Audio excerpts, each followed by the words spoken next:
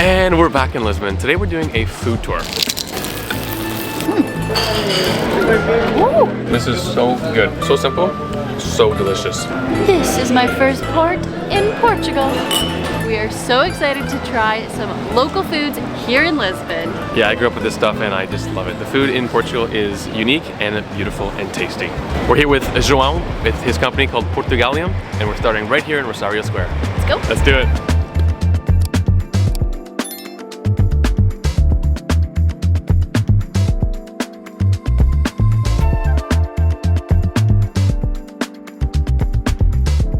Here we are in a very traditional old tavern here, Ginjinha, having a pastel bacalhau with Vino Verde. This is beautiful parsley, potato, and cod, deep fried. And how is it? It's delicious. I actually didn't have many of these when I lived here as a kid. This is well known as one of the best right now in Lisbon. This is excellent. This is Really well combined, cod and potato. It's just so comforting and delicate. And some Vino Verde, which we learned, it's called Vino Verde because of the region. The locals used to call it the green region, and that's why it's Vino Verde. Okay, I'm gonna try it. It's really nice, So and light refreshing. and fresh. I love it. Okay, this pairing is phenomenal. That's the way to do it. Yeah, that's the way to do it.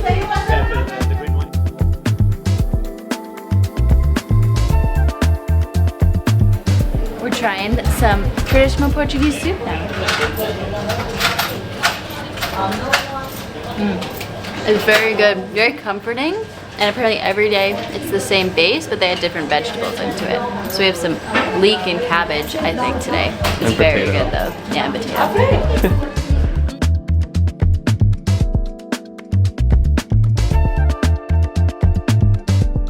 Funny enough, Lisbon is actually quite a hilly city. There's 7 hills of Lisbon.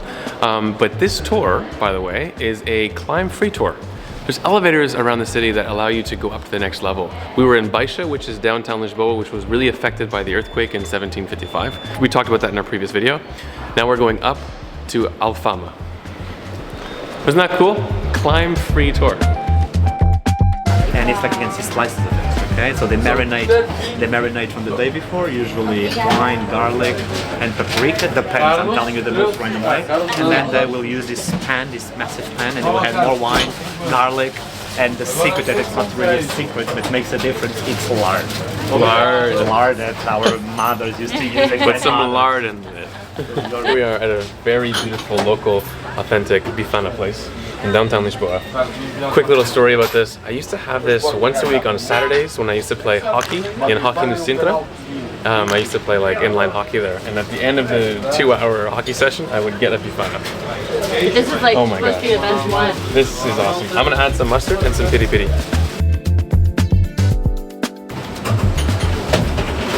Oh my god. I'm being thrown back in time. My childhood. Ratatouille moment.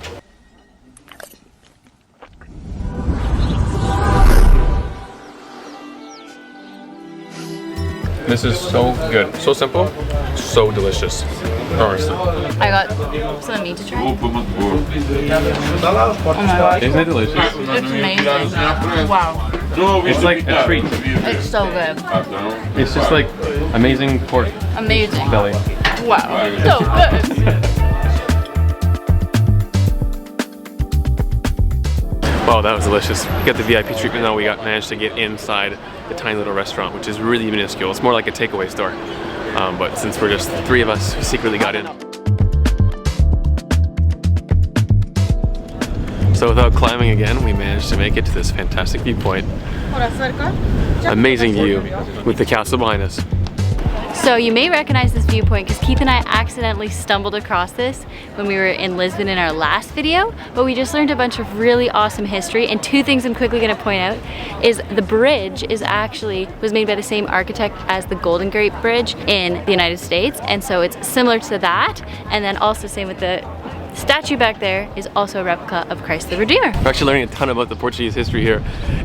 Things I didn't know, like Portugal has one of the oldest borders by country in the world.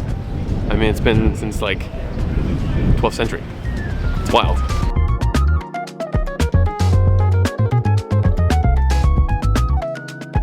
Now we're walking through these narrow streets and it's beautiful, there's less people. Murals everywhere, learning about Portuguese history, how the Portuguese brought oranges, sweet oranges, from China.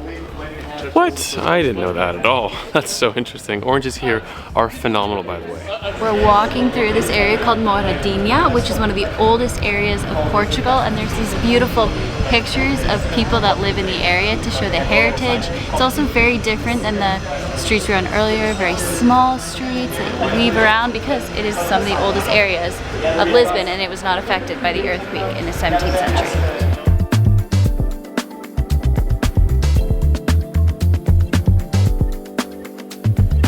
Okay, so we made it to our next stop where we are going to be having some rosé, and Keith's going to have a samosa, which I didn't realize are really popular here in Lisbon, and apparently this is one of the best places in the city to get one.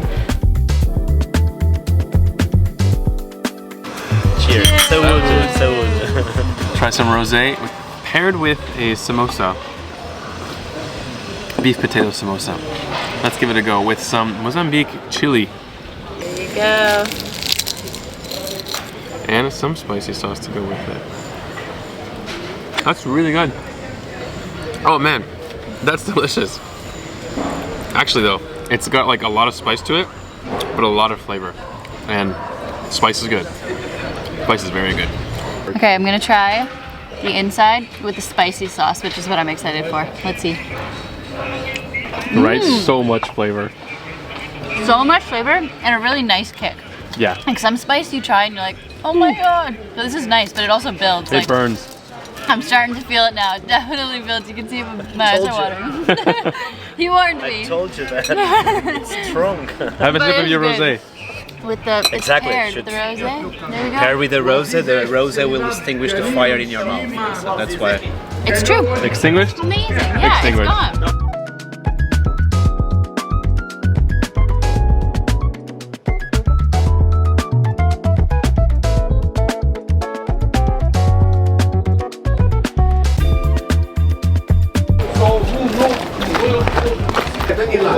Hey, you gotta hear my feet after this. It is so sticky here. I think a lot of people spill their Ginjinha.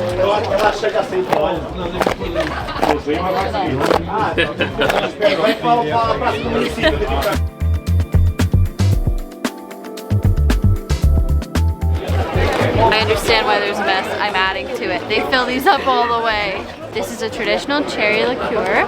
My cup is super full, so I'm gonna try it. Ooh.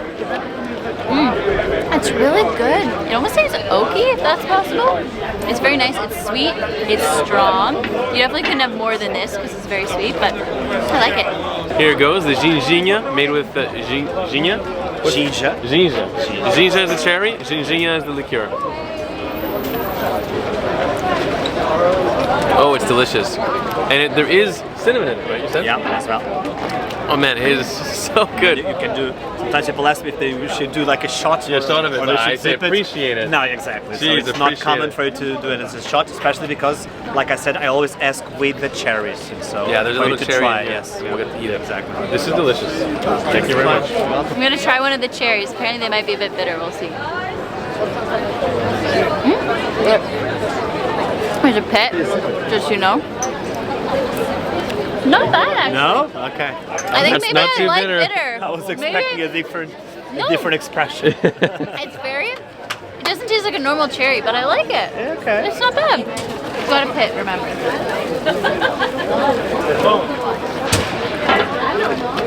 What's your thought? It's like more zesty or bitter, but not by much. It's quite nice. I like it. Delicious. Not with the chocolate cup. Now the chocolate cup. From Albrecht, the medieval town. Yes, in Obidush they do the chocolate cup. Here it's in a glass with the cherries.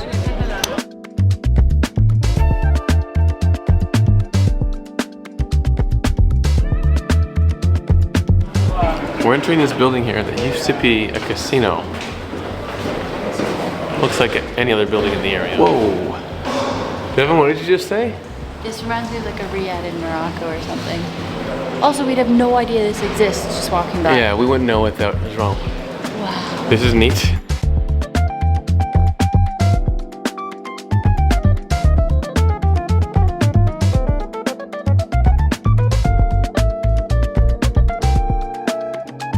So this is actually called the Cultural Embassy of Alentejo here in Lisboa. So they're sort of promoting different parts of Alentejo, which is the biggest region in Portugal. Famous for wine. We love Alentejo wine. It's kind of a warmer area, more deserty, sort of more like Mediterranean like that. And so there's a different subculture. The thing behind me here is the Canta Alentejano. Let me say that. Alentejano. Almost said that. I think that was pretty good, yeah. So like the traditional singing as well, and the traditional dress.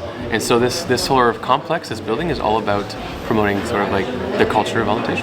And we're gonna have some food that goes with that.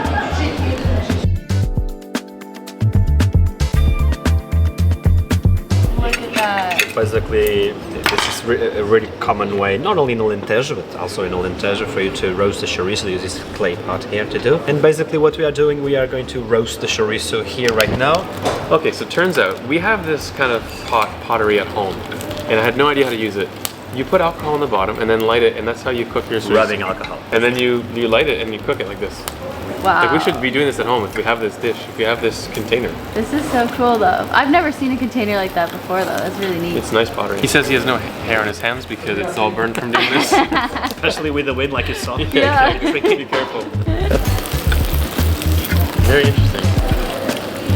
Starting with some tomato soup. It's got a poached egg here in it. My mouth is watering. All this food looks incredible. There's so many things to try. Okay. Oh my goodness. It's so good. It's like a soup version of like a really nice, I would say like almost like a pasta sauce, but better. But in soup form. With an egg. I love this with an egg. This is my kind of food. Okay, these are called tremochos, and they're a type of bean. This is how you eat it, by the way. You white, you squeeze it. Oh, I actually used to do this as a kid. I'm having a hard time here. Squeeze it out. Whoa! Take the skin, dump it. You dump it. Cool. They're like fun olives, not as salty, more dense. Very good, nutritious. Over here we have some sheep's cheese and some chouriço and some olives. Some chouriço that we just grilled right here. It's really good. Really, really good. We'll have an olive, which we love. Perfect little dishes. Dump it. And some sheep's cheese. Oh wow, it's good. Very good. Saúde. Saúde. Thank you so much, Val. This is amazing. How's the wine? Delicious. Always. Always. You said the name in Portuguese? Salada de bacalhau com grão. I'm not going to try and repeat it because I already forget it, but it's chickpeas with cod, olive oil, cilantro, onions. I'm excited. Sorry, I have a big bite. It's really nice. It's really fresh. Like after the tomato soup, it's very light, even though there's a lot of protein in here. It's really, really nice and light and fresh and delicious. I really like it. All right, over here we got ourselves some chicken gizzards. So seems exotic, but I'm sure it's fine. Give it a go on some bread.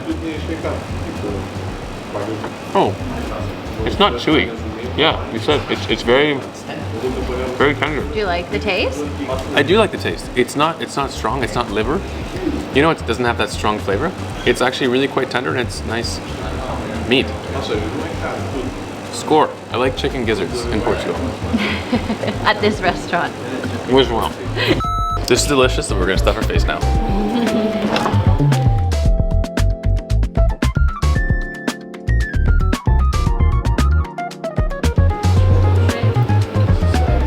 I think we did pretty good. There was a lot of food there and it was delicious. Like, I can't get over everything that we've eaten on this food tour, and there's still one more stop. So we're gonna enjoy the last little bit of our wine before we make it to our last stop. And the final stop, the Pastel de Nata.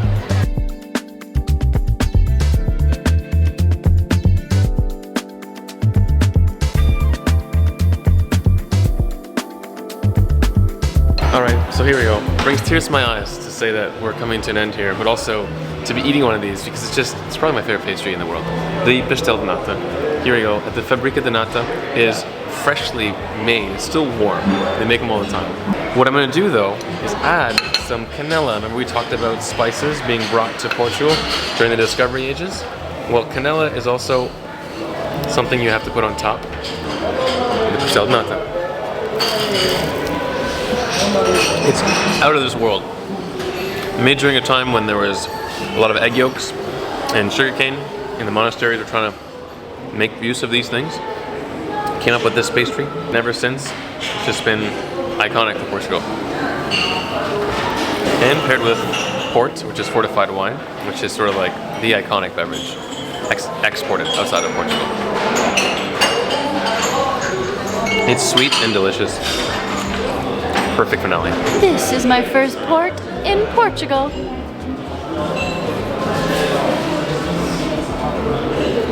Wow, it's very sweet. It's like wine. It was super sweet. It's really, really good. Dessert. But I feel like, yeah, it's definitely a dessert wine. You would not want more than this, or you would have a headache the next day.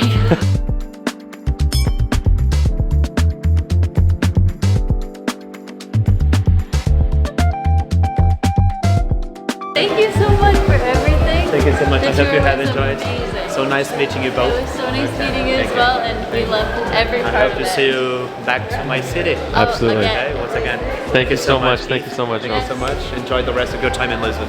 Okay? Thank you. I have to say this is probably one of my favorite food tours we've ever done, ever, because it brought back a lot of memories.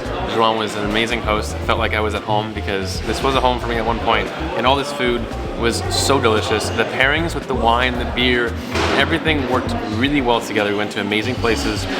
Highly recommend you do this food tour with João. He does other tours as well, and I really recommend it. It was phenomenal. If you're in Lisbon, you need to do this food tour. The Airbnb link's below. So thank you very much for watching. And cheers. It's gonna be the first shot of the video. Okay. This was amazing.